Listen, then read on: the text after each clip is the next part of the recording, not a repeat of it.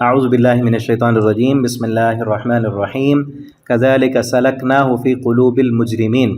آج انشاءاللہ سورۃ الشعراء یہ آخری سبق ہے اس کے ساتھ یہ سورت کمپلیٹ ہو جائے گی ہماری۔ کذالک اسی طرح اللہ فرماتے ہیں اسی طرح ہم نے چلا دیا ہے اس کو، کس کو؟ اس انکار کرنے کو۔ پیچھے ساری قوموں کے واقعات بیان ہوئے نا، سورہ حضرت نوح علیہ السلام سے شروع ہوا۔ نوح علیہ السلام کا ذکر ایک رکوع میں تھا، ان کی قوم کا، انہوں نے انکار کر دیا، وہاں ہے نا، ان کے انکار کیا، وما کان اکثر مؤمنین، اکثر ایمان لانے والے نہیں تھے۔ پھر قوم عاد کا ذکر ہوا، قوم سمود کا ذکر ہوا، قوم لوط کا، قوم شعیب کا، اور اب یہاں جو رکوع اب پڑھ رہے ہیں ہم پچھلے سبق میں، اور اس میں یہاں پہ نبی کریم صلی اللہ علیہ وسلم کی جو قوم تھی قریش، ان کا ذکر ہے کہ ان میں بھی اکثر آپ ان پر قرآن پڑھ کے سناتے ہیں جو عربی زبان میں ہے، لیکن اپنی سمجھ والی زبان، مادری زبان، اس میں جو بات سمجھائی جا رہی ہے اس کے سمجھنے سے بھی انکار کر رہے ہیں۔ تو اس انکار کو ہم نے ڈالا ہے فی قلوب المجرمین، مجرموں کے دلوں میں، کہ اب انکار ان کے دلوں میں رچ بس چکا ہے کہ ہر بات کا انکار ہی کرنا ہے انہوں نے۔ سورۃ الواقعہ میں آگے آئے گا، پڑھیں گے ہم، وہاں اللہ فرماتے ہیں کہ تم جو ہے نا اس قرآن سے تم نے صرف یہی بات لی ہوئی ہے، اپنا رزق اس کو بنایا ہے کہ تم نے انکار ہی کرنا ہے، تم نے بس یہ بات دل میں نیت کر لی ہے کہ جو بات یہ آئے گی ہم انکار کر دیں گے۔ جس طرح ایک بندے نے کہا ہوتا ہے نا کہ جو بھی کرے نا یہ، ہم نے آگے سے کیا کہنا ہے، تو جھوٹ بول رہا ہے، بس یہی کہنا، جھوٹ بول رہا ہے، یہ تو جھوٹا ہے، چاہے سچی بات ہو جھوٹی بات ہو، ہم نے کیا کرنا ہے، ہم نے ایک ہی بات کرنی۔ تو یہ بھی مجرم جو تھے صرف یہی کرتے تھے کہ انکار ہی کرتے تھے قرآن کا۔ لا یؤمنون، یہ نہیں ایمان لائیں گے اس قرآن پر، حتیٰ یروا العذاب العلیم، یہاں تک کہ وہ دردناک عذاب قیامت کو دیکھ لیں، پھر اس وقت دیکھ کر ایمان لانا ان کو کوئی فائدہ نہیں دے گا۔ فیأتیہم بغتہ، پس آئے گی وہ ان کے پاس اچانک، وہ ان کو بتا کر نہیں آئے گی کہ اب آ رہی ہے مان لو تم، وہ تو اچانک آئے گی۔ فیأتیہم بغتۃ وہم لا یشعرون، آئے گی وہ ان کے پاس اچانک اور انہیں شعور ہی نہیں ہوگا اس بات کا۔ فیقولوا هل نحن منظرون، تو اس وقت وہ کہیں گے هل نحن منظرون، کیا نہیں ہم مہلت دیے جانے والوں میں سے، کیا اب ہمیں کوئی مہلت دی جائے گی؟ قیامت کو دیکھ کر کہیں گے کیا ابھی بھی کوئی مہلت ملے گی ہمیں کہ ہم مان لیں، لیکن اس وقت مہلت نہیں ملے گی۔ افبعذابنا یستعجلون، تو کیا ہمارے عذاب کے ساتھ یہ جلدی نہیں کرتے تھے؟ افبعذابنا، کہ ہمارے عذاب کے ساتھ یستعجلون، یہ جلدی نہیں مچاتے تھے، اب مہلت مانگتے ہیں، پہلے تو کہتے تھے کہاں ہے عذاب، لاؤ، جلدی مانگا کرتے تھے۔ افرأیت ان متعناہم سنین، کیا آپ نے نہیں دیکھا کہ ہم نے متعناہم، فائدہ دیا ہے ان کو، سنین، کئی سالوں تک، مدتوں تک ان کو زندگی دی، وہ مہلت کیا کم تھی، اب اور بھی دیں۔ ثم جاءہم، پھر آگے ان کے پاس ما کانوا یوعدون، وہ جو ان سے وعدہ کیا جاتا تھا، پھر ان کے پاس وہ قیامت آ گئی جس کا وعدہ ان سے کیا جاتا تھا۔ ما اغنی عنہم وما کانوا یمتعون، نہیں فائدہ دے گی ان کو جو وہ فائدہ پہنچائے جاتے، جو ان کو پہلے فائدہ دیا گیا اب ان کو وہ فائدہ نہیں دیا جائے گا، جو بڑی عمر ملی تھی، پہلے مال و دولت ملی تھی، فراوانی ملی تھی، سب ختم۔ وما اہلکنا من قریۃ الا لہا منذرون، اور نہیں ہلاک کرتے ہم کسی بھی بستی کو مگر اس کے لیے ڈرانے والا ہوتا ہے، ہر پیغمبر ان کے پاس آتے ہیں اور ان تک پیغام پہنچتا ہے۔ ذکرہ، یاد دہانی کے لیے، نصیحت کے لیے۔ وما کننا ظالمین، اور نہیں تھے ہم ظالم۔ وما تنزلت بہ الشیاطین، اور نہیں اتارتے اس قرآن کو شیطان۔ پیچھے میں نے بتایا تھا نا کہ مشرکین مکہ یہ تصور کرتے، اس وقت بھی جو شاعر تھے نا، ان شاعروں کے بارے میں ان کا یہ ذہن تھا کہ ان شاعروں کو شیطان ان کے ذہنوں میں باتیں ڈالتے ہیں، خیالات ڈالتے ہیں، اور خوبصورت باتیں وہ شیطان ان کے ذہنوں میں ڈالتے ہیں، پھر یہ اس طرح کے شعر پڑھتے ہیں۔ تو نبی صلی اللہ علیہ وسلم کے بارے میں بھی انہوں نے یہی کہا کہ یہ شاعر ہے اور شیطان اس کے ذہن میں بات ڈالتا ہے، کیونکہ اس وقت کے شاعروں کے بارے میں ان کا ذہن یہی تھا۔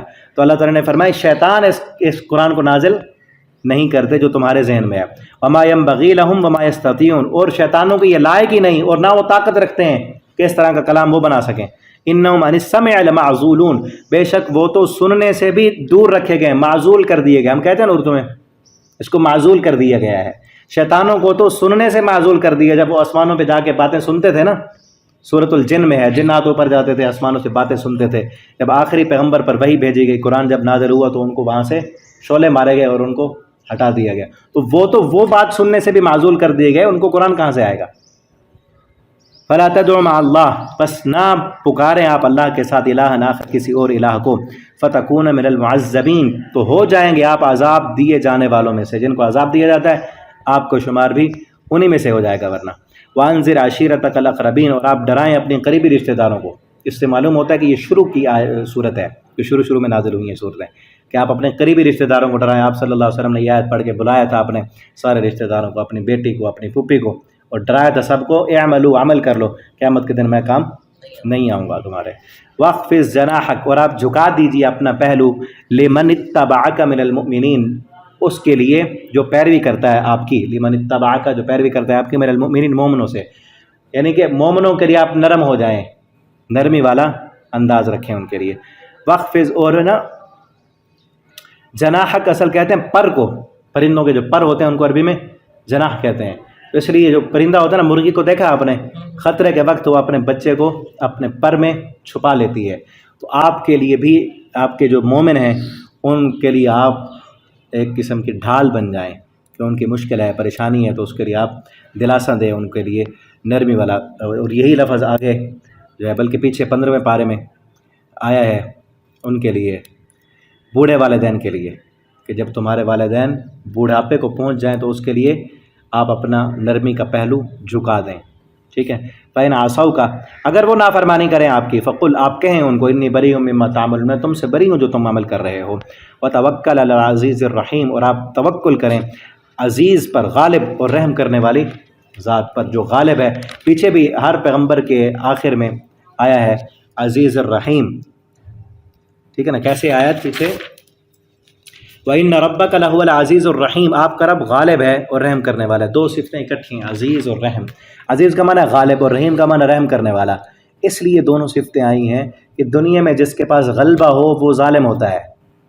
آپ نے دیکھا ہوگا، جس کے پاس غلبہ ہو، جس کے اوپر کوئی نہ ہو، جس سے پوچھنے والا کوئی نہ ہو، تو وہ دوسروں پر ظلم کرتا ہے۔ لیکن اللہ رب العالمین ایسے نہیں ہے، اللہ کا غلبہ پوری کائنات پر ہے، لیکن اس غلبے کی بنیاد پر اللہ کسی پر ظلم نہیں کرتے۔ وما ربک بظلام للعبید، آپ کا رب بندوں پر ظلم کرنے والا نہیں ہے۔ اسی لیے کسی کو یہ نہ ہو کہ وہ غالب ہے تو اپنے غلبے کی وجہ سے کہیں کسی پر ظلم نہ کرے۔ وہ رحیم، انتہائی رحم کرنے والا ہے، غلبہ پوری کائنات پر ہے، غلبہ ہونے کے باوجود بھی وہ رحم کرتا ہے اور بندوں کو ان کے گناہ پر فوراً نہیں پکڑتا۔ الذی یراک حین تقوم، اللہ تعالیٰ نے اپنی جو دو صفتیں بیان کی، قوم کو عذاب دینے کے بعد بیان کی کہ میں رحم کرنے والا ہوں، اور پیچھے ان کو عذاب ہے، تو یہ مطلب نہیں ہے اس کا ذکر۔ ہاں، پھر پیچھے جو عذاب کا ذکر ہے وہ یہ ہے، سوال پیچھے بنتا تھا آپ کا، چلیں ادھر آپ نے کیا ہے پھر بھی ٹھیک ہے۔ یہ کہا کہ اللہ نے جو عذاب دیا ہے غلبے کی بنیاد پر نہیں دیا۔ اللہ عذاب دینا چاہے تو دے سکتے ہیں، تمہیں بھی پکڑنا چاہے تو پکڑ سکتے ہیں، لیکن اللہ رب العالمین نے غلبے کی بنیاد پر عذاب نہیں دیا۔ ان کے ظلم ہی ایسے تھے کہ وہ عذاب کے مستحق تھے۔ اللہ تعالیٰ تو رحم کرنے والے ہیں، ٹھیک ہے، ان کے ظلم اس قدر بڑھ چکے تھے کہ اب اگر ان پر عذاب نہ آتا تو باقی لوگوں کو بھی وہ خراب کرتے۔ تو اب رحم کا تقاضا یہ تھا کہ دوسرے انسانوں پر رحم کیا جائے، اور ان باغیوں سے، ان اتنے جو اس قدر مجرم بن چکے ہیں، ان مجرموں سے اس زمین کو پاک کیا جائے، تو یہ بھی رحم ہے، ایک دوسرے انسانوں پر رحم ہے نا۔ اب دیکھو نا، شریعت کے جو قانون ہے، قاتل کو قتل کر دو، اب قاتل کے لیے اگر اس کے لیے دیکھے تو یہ ظلم ہے، لیکن اس قاتل کو قتل کرنا، اللہ فرماتے ہیں وَفِي الْقِصَاصِ حَيَاتٌ يَا أُولِي الْأَلْبَابِ، قصاص میں تمہارے لیے زندگی ہے۔ تو اس قاتل کو قتل کرنے میں بھی رحم ہے، دوسرے انسانوں پر رحم ہے۔ قاتل زندہ رہے گا تو دوسرے بندوں کو قتل کرے گا نا۔ اسی طرح وہ مجرم جو باغی بن چکے تھے، وہ اگر زندہ رہتے تو دوسروں کو بھی مجرم بناتے، اس لیے ان پر عذاب آیا۔ یہ بھی اللہ کا رحم ہے کہ دوسرے انسانوں کو اللہ نے ان کی خرابیوں سے محفوظ رکھا، ٹھیک ہے۔ اس لیے آتا ہے عزیز، اللہ غالب ہے، پکڑنا چاہے جب چاہے پکڑ لے، لیکن اللہ کا ہر فیصلہ رحم پر مبنی ہے۔ الذی یراک حین تقوم وتوکل علی العزیز الرحیم، اور آپ توکل کریں غالب پر جو رحم کرنے والا ہے۔ الذی یراک، وہ ذات جو آپ کو دیکھتی ہے، حین تقوم، جب آپ قیام کے لیے کھڑے ہوتے ہیں، وتقلبک فی الساجدین، اور آپ کے اٹھنے بیٹھنے کو یا آپ کے دل کے الٹ پلٹ ہونے کو، فی الساجدین، سجدے میں، انہ هو السمیع العلیم، بے شک وہ سننے والا اور جاننے والا ہے۔ هل انبئکم، کیا آپ کے پاس خبر آئی، کیا میں خبر دوں تم کو، علی من تنزلت الشیاطین، شیطان کس پر نازل ہوتے ہیں؟ تم کہتے ہو کہ نبی صلی اللہ علیہ وسلم پر شیطان یہ وحی لے کر آتے ہیں، شیطان کس پر نازل ہوتے ہیں؟ تنزل علی کل افاک اثیم، وہ نازل ہوتے ہیں ہر جھوٹے اور گناہ گار پر، جو جھوٹ بولنے والا ہو. اکثر شاعر جو ہیں وہ جھوٹ بولتے ہیں، جو کرتے ہیں جو کہتے ہیں وہ کرتے نہیں ہیں. افاک ناسم یلقون السمع، وہ ڈالتے ہیں سماعت، کانوں میں بات ڈالتے ہیں. اکثر ہم کاذبون، اکثر باتیں بھی ان کی جھوٹی ہوتی ہیں. والشعراء، اور شاعر لوگ یتبعہم الغاوون، پیروی کرتے ہیں ان کی گمراہ لوگ. الم تر انہم، کیا نہیں دیکھتے آپ کہ بے شک وہ فی کل واد یہیمون، ہر وادی میں سرگرداں پھرتے ہیں. وہ شاعر سرگرداں پھرتے ہیں. وانہم یقولون ما لا یفعلون، وہ کرتے ہیں وہ کہتے ہیں جو کرتے نہیں ہیں، جو کہتے ہیں وہ کرتے نہیں. ہمارے مشہور شاعر ہے نا اقبال، اقبال کا اپنا شعر ہے. اقبال بڑا اپدیشک ہے، من باتوں میں منہ لیتا ہے. اقبال کا شعر، اقبال بڑا اپدیشک ہے، من باتوں میں منہ لیتا ہے. گفتار کا تو غازی بنا، کردار کا غازی بن نہ سکا. گفتار کا تو غازی بنا، کردار کا غازی. وہ بھی شاعر تھے نا، ان کا اپنا شعر ہے. تو اکثر شاعر جو ہوتے ہیں جو کہتے ہیں وہ کرتے نہیں ہیں. انہم یقولون ما لا یفعلون، لیکن نبی کریم صلی اللہ علیہ وسلم نے تو پہلے کر کے دکھایا ہے. الا الذین آمنوا، سوائے ان لوگوں کے جو ایمان لائے. ہاں وہ ایمان والے اگر کوئی اچھے شعر پڑھتے ہیں تو وہ اس سے خالی ہیں. وعملوا الصالحات، نیک عمل کیے. وذکر اللہ کثیرا، اور اللہ کا ذکر کیا کثرت کے ساتھ. وانتصروا من بعد ما ظلموا، اور وہ مدد کیے گئے بعد اس کے کہ جب ان پر ظلم ہوا. وسیعلم الذین ظلموا، ورن قریب جان لیں گے وہ لوگ جنہوں نے ظلم کیا. ای منقلب ینقلبون، کہ کون سی ان کے لوٹنے کی جگہ ہے جہاں وہ لوٹائے جاتے ہیں.